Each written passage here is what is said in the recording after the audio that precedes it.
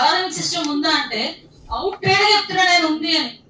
2 రోజుల నుంచి పిచ్చోళ్ళ మేమందరం అక్కడ కూర్చొని రామకృష్ణ గారు మేము అందరూ అర్ధరాత్రులు 12:30 టైంలో నేను వెళ్ళి కూర్చొని ఆ 2 days అక్కడే వీళ్ళు ఇంచుమించుగా భోజనం తిండి తిప్పలన్నీ అక్కడే చేసి వీళ్ళు భోజనం లేకుండా కూర్చొని అక్కడ మాట్లాడి ఎక్కడ సేఫ్టీ ప్రికాషన్స్ ఎక్కడ అలారమింగ్ సిస్టమ్ మాకు లేవని చెప్పిన వాళ్ళు సీఎం గారి దగ్గరకు వచ్చి ఎందుకంత అవసరం? అసలు ఇంతకు ముందు మనకి ఆ బంజన్ గ్యాస్ స్మెల్ బయటకు వస్తేనే అలారమింగ్ సిస్టమ్ ఉండాలి. ఫైర్ అక్కడ హీట్ జనరేట్ అయ్యి హీట్ పెరుగుతుంది అనేటప్పుడే ఆటోమేటిక్ అలారమింగ్ సిస్టమ్ ఉండాలి. అలారమింగ్ సిస్టమ్స్ నేను మిమ్మల్ని ఎవరిని బ్లేమ్ చేయట్లేదు, దయచేసి మీరు రీచెక్ చేసుకుంటారన్న ఉద్దేశంతో చెప్తున్నాను. అలాగే మీ ఒక్కరిదే నేను బ్లేమ్ చేయట్లేదు, అఫీషియల్స్ కూడా ఇక్కడ ప్రాబ్లం ఉంది.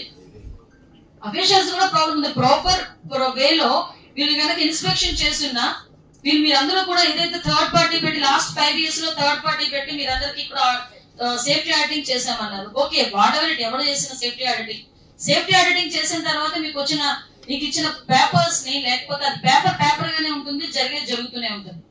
ఎందుకు దానికి ప్రాపర్ ఇన్స్పెక్షన్ జరగట్లేదు? సో ఇటువంటి సిచ్యువేషన్స్ లో కనీసం ఫైర్ కి ఒక అలార్మింగ్ సిస్టమ్ గానీ, అట్ ద సేమ్ టైం మనకి ఇచ్చే గ్యాస్ లీక్ అయినప్పుడు ఒక అలార్మింగ్ సిస్టమ్ గానీ, అసలు ఇన్ కేస్ మళ్ళా ఒక ప్రాబ్లం జరిగింది. ఆ అబ్బాయి ఏమన్నాడు చాలా క్లియర్ గా చెప్పాడు. ఆ నారాయణ అన్నవాడు ఆ సినర్జిన్ కంపెనీలో సంబంధించి కెమిస్ట్, అతను ఏం చెప్పాడు, నేను 5 సంవత్సరాల నుంచి సేమ్ పని చేస్తున్నానండి అన్నాడు. ఓకే, మరి ఎందుకయ్యా ప్రాబ్లం వచ్చిందంటే లాస్ట్ లో ఏదో యజమాని మిగిలించేద్దాం అన్నట్టు ఇలా దులిపాడట, తక్కువ ఫ్లేమ్ వచ్చింది. నేనేమన్నానంటే ఎస్, అది ఏదైనా తేడా జరిగితే ఫ్లేమ్ అవుతుంది. ఎంతమంది దగ్గర ఇప్పటికీ సేఫ్టీ కిట్స్ ఉన్నాయండి? ఒక్కసారి నాకు చేసి చెప్పక్కర్లేదు, మీలో మీరు అనలైజ్ చేసుకోండి. అదే పొజిషన్ లో అదే వర్కింగ్ పొజిషన్ లో మన వాళ్ళు ఎవరైనా ఉంటే పొజిషన్ మనం అలాగే పంపిస్తామా? కనీసం ఆ సేఫ్టీ కిట్లు కూడా మన దగ్గర పెట్టుకునే పొజిషన్ లో లేకపోతే పరిస్థితి ఏంటి? ఈ రోజు సిచ్యువేషన్స్ ఎలా ఉన్నాయంటే ఒక ఇంచుమించుగా నేను మా ఫైర్ డిపార్ట్మెంట్ మా నిరంజన్ రెడ్డిని అడిగాను. కనీసం ఈ విషయం ఏంటంటే మా డిపార్ట్మెంట్ వాళ్ళందరినీ అడిగాను, వాళ్ళకి ఆ కిట్ ఎంత అవుతుందయ్యా అంటే ఒక్కొక్కరికి కిట్ బేస్ బట్టి ఉంటుంది. ఒక్కొక్కరికి 10,000 ఉంటుంది, ఒక్కొక్కరికి 20,000 ఉంటుంది. హై లెవెల్ అయితే 20,000 ఉంటుంది మేడం, మిగిలిన 10,000 to 20,000. మీరు ఇన్ని కోట్లు పెట్టుబడి పెడుతున్నారు, అందరికి ఇమ్మని చెప్పట్లే. ఎక్కడైతే ఫ్లేమబుల్ ఆబ్జెక్ట్ దగ్గర మీరు పంపిస్తున్నారో వర్కర్స్ ని, వాళ్ళకైనా అది కనుక మీరు వేసి పంపిస్తే ఎంతమంది ప్రాణాలు కాపాడతామో ఒక్కసారి ఆలోచించండి. ఆ తర్వాత ఇచ్చి 50 లక్షలు 1 కోటి రూపాయల కాంపన్సేషన్ కన్నా దానికన్నా తీసుకుని వచ్చి ఇచ్చుకోవడం బెటర్ కదా. నేను మొన్న అడిగితే మా వాళ్ళు అదే చెప్పారు, 600 degrees హీట్ దగ్గర కూడా అది ప్రొటెక్ట్ చేస్తుంది మేడం. అక్కడికి వెళ్ళి 600 degrees హీట్ దగ్గర కూడా. అంటే ఇలాంటి situations at the same time కొన్ని మనకి నిజంగా నేనైతే ఆశ్చర్యపోయాం మేమందరం కూడా. ఎసెన్షియా కంపెనీ చుట్టూ సాల్వెంట్స్, ఆ సాల్వెంట్స్ కూడా పెద్ద పెద్ద డ్రమ్స్ లో పెట్టున్నాయి. ఆ డ్రమ్ ఏదో ఒకటి చిన్నది తిరగబడినా మళ్ళీ మేము అక్కడే కూర్చుని అక్కడ నుంచి షిఫ్ట్ చేస్తున్నారు.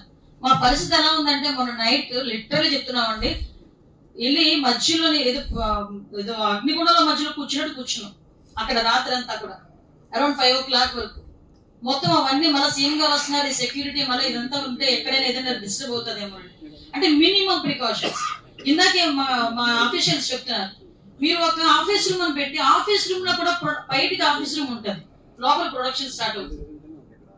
సో ఇలాంటి ల్యాబ్సెస్ చాలా ఉన్నాయి. నేనేమంటానంటే ఇప్పుడు అయిపోయింది, కానీ ఇప్పటి నుంచి జరిగే సిచ్యువేషన్స్ లో ఇలాంటి రియాక్టర్ కాస్ట్ ఒక్కొక్కటి నాకు తెలిసి 1 కోటి రూపాయలు ఉంటుందా, 10 లక్షల నుంచి 1 కోటి రూపాయల మధ్యలో ఉంటుంది రియాక్టర్ కాస్ట్.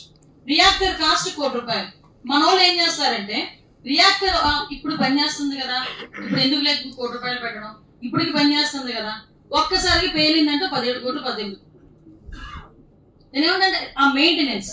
నెక్స్ట్ ఇంకొకటి ఏంటంటే ఎసెన్షియా కంపెనీ వాళ్ళకి సేఫ్టీ ఆడిటింగ్ చేస్తే చాలా క్లియర్ గా పైప్ లైన్ ప్రాబ్లం ఉంది, process pipe line transfer rights చెప్పి డెవలప్డ్ అని చెప్పి క్లిక్కొని యాస్టీస్ గా డిపార్ట్మెంట్ వాళ్ళు కూడా అది మార్చారో లేదో చూసుకుంటే ఆ లీకేజ్ జరిగేదా? అంటే ల్యాబ్సెస్ అన్నవి అన్ని చోట్ల కనిపిస్తున్నాయి. అక్కడ ఇండస్ట్రీస్ లోని కనిపిస్తున్నాయి, డిపార్ట్మెంట్ లోని కూడా కనిపిస్తున్నాయి. లాస్ట్ టైం ఏంటంటే సెల్ఫ్ డిక్లరేషన్ తో కొంతమంది సర్టిఫికెట్స్ కూడా ఇచ్చారు, పర్మిషన్స్ కూడా ఇచ్చారు. లాస్ట్ 5 గవర్నమెంట్స్ లో 5 సంవత్సరాల్లో మాక్సిమం ఏం చేశారంటే దాన్ని ఏమంటారంటే సెల్ఫ్ సర్టిఫికేషన్. మరి మన యూనియన్ వాళ్ళకి తెలియాలి, సెల్ఫ్ సర్టిఫికేషన్ అని చెప్పి లాస్ట్ వైఎస్ఆర్సీపీ గవర్నమెంట్ లో వాళ్ళు ఏం చేస్తారంటే ఇంతకు ముందు ఏదైనా ఎన్ఓసి ఇచ్చేటప్పుడు అఫీషియల్స్ అవన్నీ చూసుకుని ఎన్ఓసి ఇచ్చారు. కానీ కొంతమందికి ఇవన్నీ మేము పెడుతున్నాం కాబట్టి మాకు పర్మిషన్స్ ఇవ్వండి అని సెల్ఫ్ సర్టిఫికేషన్ తోనే ఇచ్చారు. అటువంటి వాటికి ప్రాపర్ ఇన్వెస్టిగేషన్ జరిగిందా, ఇన్స్పెక్షన్ జరిగిందా, అసలు ఎన్ని రోజులు ఎన్ని మంది వెళ్తారు? నిజంగానండి నేను ఒకసారి కనుక్కొని వచ్చాను. లాస్ట్ టైం బ్రాండిక్స్ లోని ప్రాబ్లం జరిగినప్పుడు వాళ్ళకి సేఫ్టీ మెజర్స్ కింద ఒక కాపీ పంపించారు. అవి అవినయా లేదా అని మనం క్రాస్ చెక్ చేసుకోకపోతే ఎందుకు ఎవరైనా చేస్తారు? మన డ్యూటీ అది కదా. అది కాకుండా ఇక్కడికి వచ్చి లెక్చర్లు ఇవ్వడం అవసరం ఏమొచ్చింది? ఒకటి మాత్రం చాలా క్లియర్ అండి, 2 సంఘటనలు చాలా దురదృష్టం. ఆ సంఘటనలో మేము ఎంతవరకు ఫేస్ చేస్తున్నామంటే ఆ ప్రజాప్రతినిధులుగా ఉన్న మేము కానీ అఫీషియల్స్ గా ఉన్న వాళ్ళు కానీ అక్కడ ఉన్న ఫైర్ డిపార్ట్మెంట్, ఎన్డీఆర్ఎఫ్, ఎస్డీఆర్ఎఫ్ వీళ్ళందరూ కూడా అక్కడికి వెళ్ళి వర్క్ చేసిన ఒక చిన్న హ్యూమన్ ఎర్రర్ వల్ల అందరం బ్లేమ్ అవుతున్నాం. కొన్ని వందల కుటుంబాలు లాస్ట్ 5 సంవత్సరాల్లో 119 సంఘటనలు 120 మంది చనిపోయినా ఈ రోజుకి కూడా ఆడిటింగ్స్, సేఫ్టీ ఆడిటింగ్స్ ప్రాపర్ వేలో జరగట్లేదు అంటే దాన్ని ఎవరిని బ్లేమ్ చేసుకుందామా? సో నేను ఒకటే చెప్తున్నానండి, ఈ రోజు నుంచి ఇప్పుడు ఇంతమంది ప్రజాప్రతినిధులు అందరూ చెప్పిన విషయాలన్నీ విన్నారు. ఇంకొకటి, తక్కువ జీతాలకు వస్తాయని స్కిల్డ్ పర్సన్స్ ని కాకుండా మీరు ప్రాపర్ వేలో ఇన్ కేస్ మాలాంటి వాళ్ళు మేము అడుగుతాం, అయ్యా మా వాళ్ళకి ఉద్యోగాలు ఇవ్వండి, భూములు ఇచ్చాం కదా మేము అడుగుతాం. వాళ్ళకి స్కిల్ మీరు ట్రైన్ చేసి వాళ్ళు పెట్టాలి తప్పించి ఆ పొజిషన్ లో ఏదో ఎమ్మెల్యే గారు చెప్పారు, మినిస్టర్ గారు చెప్పారు కదా, బీఎస్సీ చదువుకున్నాడు కదా, ఏదో ఇచ్చేద్దాంలో తక్కువకి వచ్చింది కదా అని చెప్పి చేస్తా ఉంటే మెయిన్ ప్రాబ్లమ్స్ వస్తాయి. అటువంటి సిచ్యువేషన్ ఏదైనా ఉంది మాకు ఎక్స్ప్లెయిన్ చేయండి. లేదు ఒక స్కిల్ డెవలప్మెంట్ సెంటర్ లాంటిది ఏదైనా మనం మాట్లాడుకుంటే లోకల్ వాళ్ళకి ఎలా ఉద్యోగాలు ఇవ్వాలి కాబట్టి ఆ స్కిల్ డెవలప్మెంట్ సెంటర్ ఏదైనా పెట్టుకుంటే దాంట్లో వాళ్ళు ట్రైన్ అప్ అయ్యి కనీసం వచ్చే పరిస్థితి అయినా ఉంటుంది మనకి.